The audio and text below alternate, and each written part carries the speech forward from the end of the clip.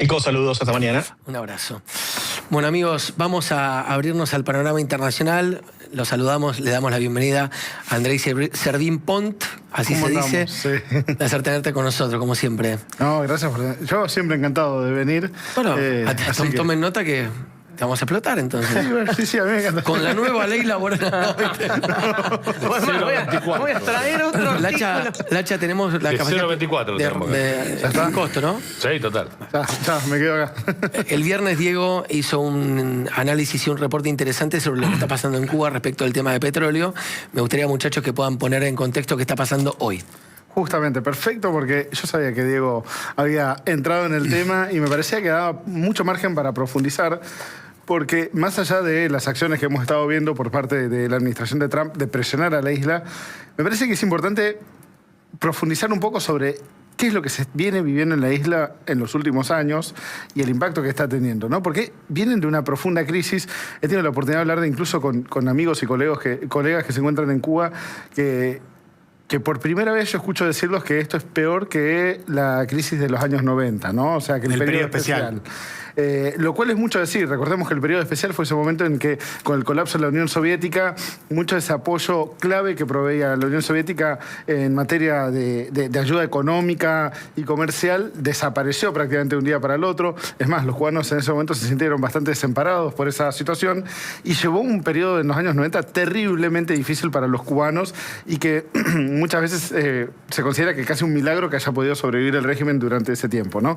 Y por ahí traje una placa que no sé si vamos a poder llegar a ver, en la cual sumé algunos de los elementos que me parecen importantes para entender un poco qué es lo que está pasando. Empecemos por el hecho de que hay un 54%, un 54% del territorio en promedio se ve afectado por la falta de energía. Estamos hablando de cortes que suelen durar unas 20 horas. Hay un déficit de 1.600 megawatts, lo que significa de que, sobre todo en el horario pico cubano, que es a la noche, la mayoría de los hogares se mantienen sin electricidad. Hay un racionamiento extremo del combustible, en buena parte porque hoy, y esto es una aclaración que me parece importante, hoy sí estamos viendo un mecanismo de bloqueo, porque muchas veces se confunde un poco embargo con bloqueo. Estados Unidos históricamente tiene un embargo, o sea, ha tratado de limitar el comercio con Cuba, pero el bloqueo es un acto militar de evitar físicamente el ingreso de buques a un puerto, ¿no? Y eso pasa. Y eso es lo que estamos viendo ahora con la administración de Trump, a partir de la decisión de decir ningún buque con petróleo puede estar entrando a Cuba, ¿no? Entonces, eso ha acelerado un proceso ya muy complicado para los cubanos, que era su dependencia de energía externa. Recordemos que con el chavismo históricamente se le proveyó de mucho combustible. Hasta la caída de Maduro, Venezuela estaba mandando en promedio 40.000 barriles de petróleo al día. Estamos hablando de 2.7 millones de dólares en petróleo por día a la cotización del Brent de hoy, ¿no? Entonces, y en algunos momentos eso llegó a ser alrededor de 70, llegó a sobrepasar los 100.000, incluso un momento que después los cubanos con eso reexportaban y ganaban plata en el medio. Entonces, energía, obviamente, es uno de los puntos más afectados. No hay comida en Cuba. Cuba hoy en día importa el 80% de su comida. No tienen suficiente abastecimiento de ni siquiera los insumos principales. La falta de plata, de divisas, implica que no pueden eso te quería preguntar, pues la falta de energía tiene que ver con el hecho, Diego lo explicó, que el 80% de la energía que genera Cuba, la electricidad, sí, se genera a través del combustible tradicional. Exactamente. Bien. Ahora, el tema comida, ¿cómo lo explicamos? Es que ha habido una decadencia constante a través del tiempo de las capacidades productivas en Cuba. Hay un mercado regulatorio súper estricto que impide incluso a muchos de los cubanos poder producir por sus propios medios o pone limitaciones muy fuertes. Entonces, por ejemplo, el cubano promedio, a menos de que sea un pescador con una licencia de pesca, no puede salir a pescar algo en el mar, digamos. O sea, entonces eso limita hasta las posibilidades más mini, más en lo micro de autoabastecerse, ¿no? Entonces, muy complicado en ese sentido. Dependen de las importaciones, no tienen divisas para pagar importaciones, ¿no? La composición de la dieta del cubano promedio es completamente carente de proteínas, por ejemplo. La mayoría de los cubanos mañana se van a despertar y van a desayunar un pan provisto por el gobierno con aceite de algún tipo de semilla, ¿no? Y esa va a ser un reflejo de la dieta que la mayoría de los cubanos viven. Hay un problema de desabastecimiento de medicamentos básicos, hay un desabastecimiento del 75%. Y una de las cosas que había sido siempre parte de uno de los hitos que había logrado la Revolución Cubana, que era capacitar a tantos médicos en lo que durante mucho tiempo fue un sistema de salud muy bien respetado a nivel global, entre 2022 y 2024 perdieron 13.000 profesionales médicos en Cuba, ¿no? 13.000. Entonces, un país que tiene casi 10 millones de habitantes pierde una masa enorme de sus profesionales en muy poco tiempo. El sistema de salud está colapsado, no solo por la falta de insumos, sino porque no hay profesionales suficientes para tratar a los cubanos. Ingresos, ¿de dónde sale la plata en Cuba? Y bueno, durante mucho tiempo uno de los principales ingresos fue el turismo. El turismo, claro. En 2018 tuvieron 4,7 millones de turistas que visitaron Cuba durante el año. Hoy, El año pasado fueron 1,7 millones de turistas. repetí los datos, es importante. 4,7 millones de turistas en 2018, 1,7 millones de turistas En 2025. Ahora, ¿qué se espera para 2026 en estas condiciones? Se espera que esto siga empeorando, porque todo esto se va sumando. O sea, parte del problema que tiene Cuba es, uno, le cuesta mucho competir con otros destinos en el Caribe, que aparte pueden proveer servicios mucho mejores porque no tienen las limitaciones de acceso a alimentos o a combustibles, no tienen que estar lidiando con cortes de luz, todo este tipo de cosas. Y la conectividad, cada vez hay menos vuelos hacia Cuba. Estos días a veces una de las noticias fue de que el aeropuerto de La Habana no está logrando suministrarse con suficiente combustible para sostener los vuelos aéreos. Entonces, deja de ser una opción interesante para los turistas no están llegando, eso significa una reducción enorme al punto de que justamente en 2025 la ocupación hotelera fue del 21% en Cuba. O sea, invirtieron durante mucho tiempo muy fuerte en establecer esa capacidad que hoy en día no pueden utilizar. Por último, vienen con mucha presión en lo social y en lo económico. Pero vos decís presión externa e interna. Esa es la clave. En 2025 hubo 11.000 movilizaciones en protestas contra medidas del gobierno. Algunas obviamente más críticas, otras menos, pero en general hay una demanda creciente por parte de los cubanos diciendo, escúchame, esto no está funcionando. O sea, y es interesante porque muchos de los cubanos siguen creyendo en el gobierno socialista y la oposición al imperialismo norteamericano y como lo quieras poner, pero también dicen, escúchame, no podemos estar viviendo de pan con aceite y de no tener electricidad y que nuestros hijos la única aspiración que tengan es irse del país y que no tengan opciones de desarrollo laboral. A todo eso le sumamos lo que mencionamos al principio, que Diego estuvo mencionando los otros días.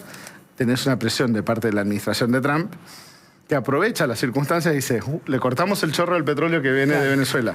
Le dijimos, México, si vos le vendés petróleo a Cuba, te vamos a sancionar a tus empresas. Lo último que quiere México es que le sancionen a sus empresas por comerciar con Estados Unidos. Y empiezan a apretar a ver si esta vez... Si esta es la gestión que logra hacer caer el régimen en Cuba, ¿no? Ahora, Andrei, bueno, muy completo todo lo que acabas de escribir, tanto la situación interna como las presiones externas de Estados Unidos. Sí pensaba en fortalecer este último punto que vos mencionabas de Estados Unidos, que es el siguiente. Vos utilizás correctamente el término embargo. El embargo tiene más de 60 años, que decir, depende del periodo, pero vamos a decir en términos generales, severas restricciones para el comercio por parte de Cuba a partir del peso que tiene Estados Unidos y del poder que tiene Estados Unidos. El objetivo central de eso fue siempre hacer caer al gobierno cubano.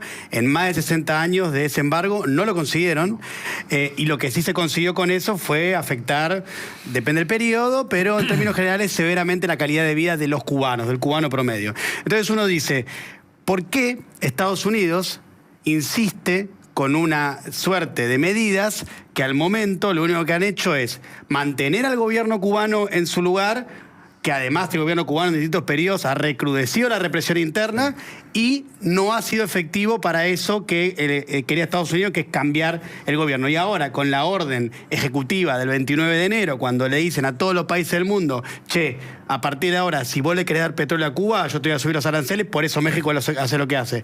Entonces, aumentan la presión sobre la población cubana, pero el objetivo no se consigue. Entonces, ¿para qué? Bueno, yo creo que es una pregunta muy válida porque justamente llevamos 60 años en la cual la estrategia de presión no ha funcionado, ¿no? Como bien estabas diciendo vos. Yo creo que hay sectores dentro de la administración Trump que están convencidos de que ahora sí se están dando las condiciones. Vamos a ver si la hora sí es cierto o no. Me parece que es un what if gigante que puede tener consecuencias atroces para los cubanos y no necesariamente hacer que caiga el régimen. Un régimen que aparte está muy apalancado. Todos estos números que nosotros estábamos hablando, después hay que reforzarlos sobre cómo funciona el régimen. Porque el 70% de la economía cubana está controlada por las empresas militares de los militares, ¿no? O sea, todo el sistema político está muy afianzado como para que esos pocos ingresos ayuden a sostener a ese régimen, mientras las condiciones de vida empeoran drásticamente. La administración de Trump claramente está en un modelo bastante agresivo, en el cual están muy convencidos de que necesitan venir a establecer orden en la región.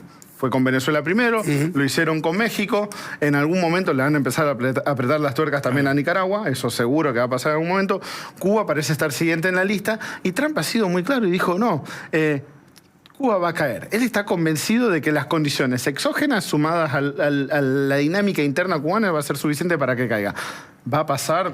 Me parece que eso toca esperar y ver si pasa. Pensaba, es una obviedad lo que voy a decir, pero bueno, a veces hay que clarificar las obviedades, que es que nada tiene que ver esto con la búsqueda de la democracia por parte de Estados Unidos. Tiene que ver con lo que vos señalaste recién, que es una estrategia bien clarificada, digamos, en el documento de defensa nacional, que tiene que ver con Latinoamérica bajo nuestro orden, bajo nuestra... Te diría que está aún mejor clarificada por el discurso de Marco Rubio ayer. También. En el cual se definió muy en claro cuáles son los parámetros bajo los que Estados Unidos va a estar operando bajo una dinámica de el ejercicio del poder por las grandes potencias y en el cual reivindica las políticas que nosotros llamaríamos de colonialistas o imperialistas, pero en el cual entienden que esa proyección de poder es parte de la protección de los intereses norteamericanos en una concepción mucho más amplia de qué es Occidente o qué debería ser Occidente de acá a futuro. Yo te dejo una mini pregunta. Yo siempre, en todos estos 60 años de embargo, qué sé yo, Cuba no necesitó embargo. Cuba nunca fabricó nada interesante como para importar nada interesante. Para mí fue totalmente irrelevante el embargo, salvo para que sirva como excusa y justificativo del desastre cubano. Ya era un desastre sin embargo. Yo creo que le sacás el turismo. Sí. Una isla de 10 millones de tipos. ¿Qué cosa interesante le escuchaste fabricar alguna vez? No, por eso, a ver, Cuba en su momento tuvo industrias bastante básicas como la tabacalera y la azucarera, y hasta ahí llegamos en cuanto a capacidades industriales. Hubo instancias en las cuales se apostó a la apertura como un mecanismo para debilitar al régimen, sobre todo estamos hablando de finales del primer gobierno de Obama y principios de su segundo gobierno, con el proceso de normalización de las relaciones, en la cual la expectativa es, normalizamos las relaciones. Del Papa Francisco, ¿te acordás? Exactamente. Entonces, ahí la idea ¿cuál era? Normalizamos las relaciones, empezamos a tener una mayor presencia en la economía cubana, eso abre paso a que las nuevas generaciones dentro del régimen, no los más conservadores, sino los más liberales, puedan empezar a pensar en términos aperturistas y eventualmente se encamina hacia un proceso democrático en Cuba. Un proceso que se vio revertido cuando los viejos dinosaurios conservadores del Partido Comunista Cubano son los que ganaron y endurecieron todas aquellas medidas de reforma que se venían implementando previamente. No, y pensaba que también eso pasó en Cuba, efectivamente, pero en Estados Unidos también, cuando Obama avanza en el descongelamiento de las relaciones y en un plan bastante certero y a mediano a largo plazo, después cuando viene el primer Trump lo tira para atrás. Exactamente. Y justamente Trump gana, y ¿quiénes se ven fortalecidos en el sistema político cubano? Esos sectores más arraigados, es más curioso porque terminan fortalecidos en ambos lugares los más radicalizados, digamos. Completamente. Por eso digo, para mí esta pelea, y te lo dejo pendiente para la próxima, porque me encantaría conversarlo con vos, es la polémica sobre cuán irrelevante es hoy un organismo supranacional que no tiene capacidad democrática de intervenir democráticamente en los países occidentales donde no se cumple la democracia. Digo, es mi gran dilema con la ONU de toda la vida, desde la ciencia política. Una organización que te permite que países como Irán o Arabia Saudita, que son realmente países que han perpetrado actos de terrorismo, que no respetan los derechos ni de las mujeres, ni de las minorías, ni de nada, terminan siendo la razón por la cual es fácil entender cómo un organismo supranacional después no tiene la reputación suficiente para poder ir a un país donde no se cumple la democracia ni el Estado de Derecho a decir, hagámoslo cumplir sin necesidad que te aparezca un Trump a hacer sus tropelías. ¿Me entendés a dónde quiero llegar? No, me parece súper válido y nuevamente podemos volver al tema justamente en base a la conferencia de ayer, en la cual muchas personas creo que se están haciendo esa pregunta, en muchos países están diciendo... ¿Para qué bueno, sirve? Y algunos, ¿dónde queda el sistema internacional? algunos casi respondiéndolo, porque el para qué sirve es para casi nada. Es un denunciador, pero lo digo yo, esto cuento amiga, es un denunciador serial la ONU que no tiene poder de margen de negociación. Tuvo que ir Trump a Israel versus Hamas para poder efectuar la entrega de rehenes. Digo, hay una especie de